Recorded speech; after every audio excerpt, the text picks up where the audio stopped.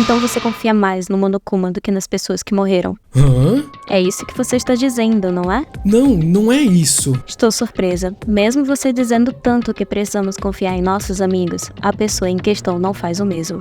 Isso não é. Qual o problema, Kyoko? Por que está ficando tão emocional? Eu não entendo por que ela está com tanta raiva. Vamos entender a Kyoko aqui então. Após a Kyoko compartilhar suas pistas e pensamentos com o Makoto, o mesmo se recusou a contar a ela o seu segredo. E isso a deixou irritada. Mas não é só isso. Lembre-se da conversa que tiveram no episódio 26. A Kyoko tinha trabalhado sozinha até então. Nunca compartilhou nada com ninguém, mas ficou surpresa ao ver que o Makoto confia nela e foi inspirada por seu discurso. Por um momento, e pela primeira vez aqui, a Kyoko decidiu confiar em alguém. Agora que chegou a vez do Makoto contar o que ele descobriu, ele se recusou. Isso no episódio passado. Pra Kyoko, isso foi um tipo de traição de sua confiança. Por isso que, na primeira pequena oportunidade que teve, criticou o Makoto e apontou essa hipocrisia dele. Afinal, o Makoto, que sempre falou sobre confiança, não confiou na vez dele. Dado isso, consigo entender perfeitamente a reação sentimental dela. Claro, isso não deixa de se manifestar como uma reação exagerada por parte dela, em contraste com seu temperamento habitual. Isso porque ela se orienta em seu julgamento pela função psíquica de pensamento, ou seja, ela julga as coisas primariamente através de lógica fria e impessoal, a mera racionalização dos fatos, determinando se algo é verdadeiro ou falso. Isso já descobrimos em episódios passados. Portanto, lidar com o oposto da sua função diferenciada,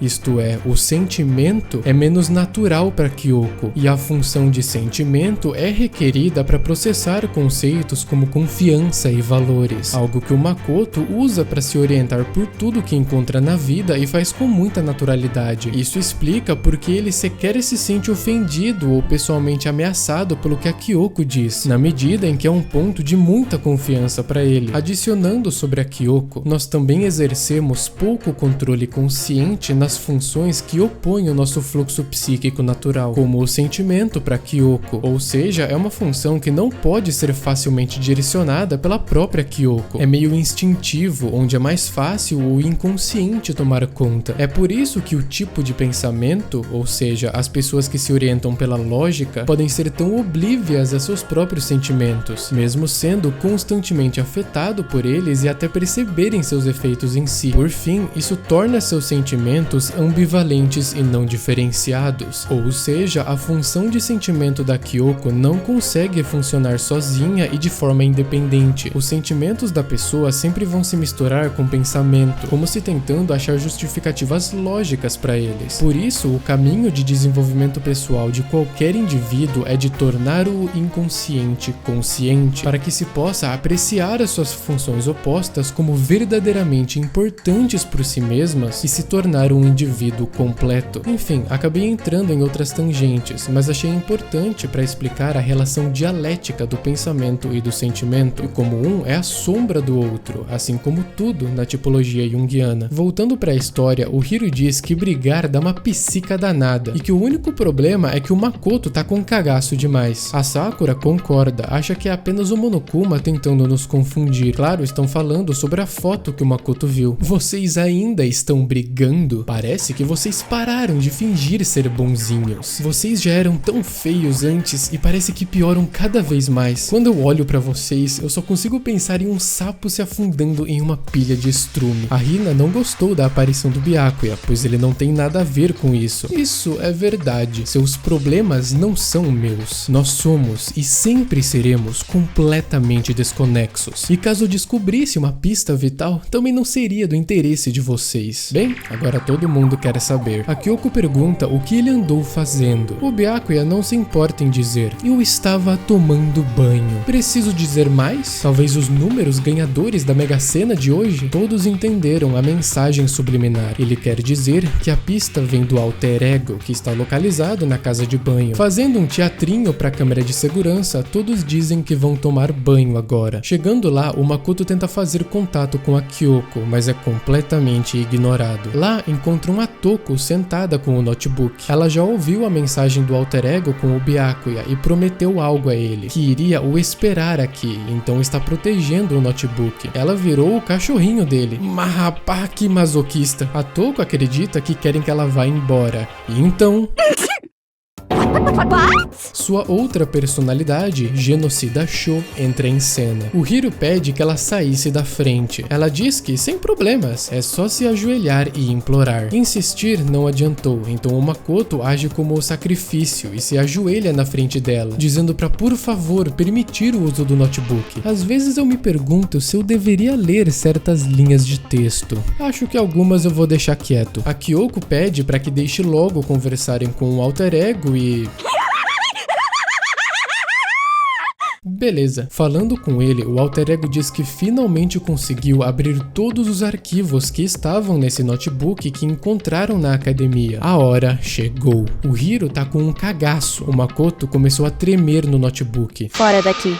Machucado pelo fora daqui da Kyoko, o Makoto dá espaço pra ela. Então ela digita rapidamente. Poderia nos dizer o que descobriu? Claro, eu analisei os arquivos e extraí todas as informações úteis que consegui achar. E um fato particularmente importante que descobri é que um certo plano foi posto em prática aqui para isolar os estudantes da Academia Pico da Esperança e criar uma vida comunal para eles. Esse era o plano. No entanto, era para ser mais do que apenas uma vida escolar normal. Os estudantes eram supostos a viver o resto de suas vidas aqui. Isso é exatamente a situação que estão agora. Inimaginável, não é? E além disso, a pessoa que surgiu com o plano foi nada menos do que os próprios administradores da Pico da Esperança. Aparentemente, a razão para estarem presos ali não era o trabalho de um psicopata ou organização criminal, mas da própria escola. O alter ego não acabou. Parece que o motivo de bolarem este plano foi por causa de algo que aconteceu há 1 ano atrás. Foi assim que descreveram aquele evento. Eles disseram que foi o maior,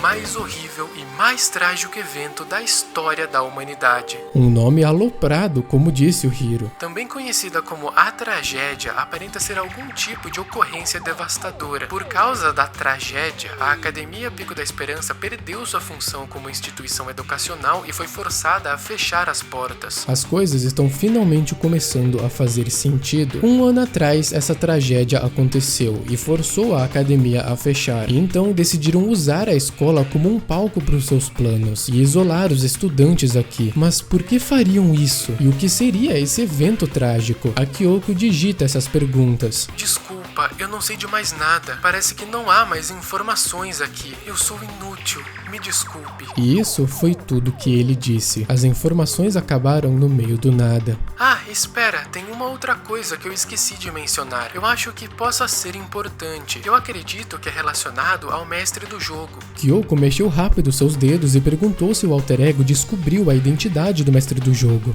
Não, eu não sei a identidade do mestre do jogo. No entanto, eu achei uma pista. Quem conduziu os funcionários da academia, quem finalizou o plano para isolar vocês, foi o diretor da Academia Pico da Esperança. Então, esta mesma pessoa pode muito bem ser o mestre do jogo que planejou tudo isto. E, de acordo com os arquivos, o diretor é um homem com quase 40 anos. Parece possível e até provável que ele esteja em algum lugar desta escola neste momento. O diretor está aqui na escola? A Hina conclui que o diretor provavelmente é o mestre do jogo, já que o Monokuma sempre se intitulou assim. Eu encontrarei uma maneira, custe o que custar. Eu irei encontrar o diretor, não importa o que. Kyoko, qual o problema? Eu não consigo explicar, eu só sei que preciso encontrar. Ela precisa? Kyoko, o que está acontecendo com você? Quando ela ouviu sobre o diretor, a sua reação foi quase violenta. Não sinto que tenho muito para comentar sobre isso no momento, mas não posso só ignorar o que acabou de acontecer também. A Kyoko, movida pelos seus sentimentos, já era surpresa o suficiente. E agora, assim que ouviu algo sobre o diretor poder estar nessa escola, sua resposta foi uma emocionalmente carregada. E não parece que são emoções muito agradáveis. O único jeito dessa reação dela fazer sentido é se ela tem alguma conexão sentimental com o diretor. Talvez ela conhece ele e há algo que a compele profundamente. Nunca a vimos tão motivada, tão determinada, dando tanta importância para algo. Por algum motivo que, se ela estiver contando a verdade, nem ela consegue explicar, ela quer o encontrar. Isso encaixa no que eu disse há pouco sobre a função de sentimento dela não estar sobre seu controle consciente. É a primeira vez que a vemos realmente perder a calma. Ela nem percebeu direito sua reação e ela praticamente lançou um discurso de que nisso, para ela, os fins justificam os meios. Ela vai encontrar o diretor, não importa o que. Para mim, tudo isso encaixa muito bem no tipo psíquico que propus a ela, o INTJ. Ela não parece ser movida por razões impessoais, pelo contrário, por um fogo interior cheio de propósito profundamente pessoal. Bem, veremos como isso se desenvolve ao longo do tempo. A Kyoko então volta a atenção de todos pro alter ego de novo,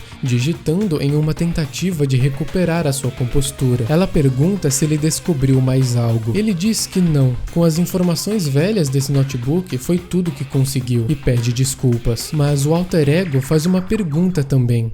Bem, é um tópico meio diferente, mas eu estava pensando sobre algo. Eu não vi a Celeste, o Hifumi ou o Taka desde ontem. Um silêncio pesado tomou conta da sala. O único barulho era o som frio e preciso das teclas que Kyoko apertava. Os três morreram. Entendo. Eu certamente sabia que isso era uma possibilidade, mas realmente aconteceu. Desculpa. Não adianta ficar deprimido com coisas que não posso fazer nada sobre. Parece que isso é tudo. A Kyoko, por fim, digita: você fez seu trabalho. Obrigada. Fiz meu trabalho? Suponho que sim. Então, acho que irei descansar um pouco. Estou um pouco cansado. Até mais, pessoal. Vejo vocês depois. Com isso, o notebook entrou em modo de descanso. Parece que ele sente que o que fez não foi suficiente. A Kyoko diz que não iremos precisar falar com ele muito mais. A Hina diz que tá com pena. O Hiro não entende. Diz que é simplesmente um programa fazendo o que foi programado a fazer. Mas a Hina diz que enxergava ele de outra maneira. O Makoto entende esse sentimento. Ele indaga em voz alta qual é a real diferença entre nós e aquele programa. Pensou em como diferenciaria. Entende que não é humano, e sim um programa. Mesmo assim, não consegue evitar de considerar o alter ego amigo deles. A Hina concorda. O Hiro entende a opinião deles. Quanto mais amigos, melhor afinal. Atenção, amigos são o tesouro da vida. Toda dificuldade da vida fica mais leve só de ter um amigo do lado. A Kyoko quer mudar de assunto, ignorando o pobre Hiro com seu ditado maneiro ensaiado. Não há mais nada que o alter ego possa fazer para nos ajudar. Sendo assim, seu papel acabou. Estou errada sobre isso? Não, mas... E francamente, eu considero a facilidade de você decidir quem é ou não seu amigo bem questionável. Ela realmente pensa isso? Novamente, o Makoto recebe uma patada da Kyoko, semelhante ao fim do último episódio. Dessa vez, julgando o sentimento do Makoto quando se trata de decidir quem é ou não amigo. Ela usa a palavra facilidade, como se ele fosse flexível demais com isso e não tivesse o cuidado e meticulosidade suficiente. Talvez ela veja isso porque, no nosso entendimento até então, os sentimentos dos dois se opõem. O sentimento do Makoto é extrovertido, enquanto o sentimento da Kyoko é introvertido. Então o Makoto é mais maleável com isso do que a Kyoko, que é mais seletiva e particular. Além disso, o Makoto domina a função de sentimento muito melhor do que a Kyoko, e ela com certeza sabe disso. Ela tá passando por muitos conflitos internos. Percebam que o desequilíbrio psíquico em um dos polos afeta e desequilibra o outro polo da mesma forma. O que quero dizer com isso? O pensamento e sentimento da Kyoko não estão balanceados. Em um momento, ela tá falando sobre o alter ego, que todos ali estão conversando sobre ser nosso amigo, como se fosse meramente uma ferramenta cumprindo sua função. E logo em seguida, está fazendo um julgamento fortemente sentimental sobre o Makoto. Os lados opostos do pensamento e do sentimento estão exagerados demais ao invés de se complementarem em um todo. Isso pode acontecer com toda a divergência de opostos na psique de alguém. Não sugere uma indicação sobre o tipo dela além do que já sabemos. É meramente a dinâmica psíquica da preferência pelo pensamento. Será que o Makoto conseguirá se resolver com a Kyoko e instaurar um equilíbrio psíquico sobre esse assunto? Só o tempo dirá.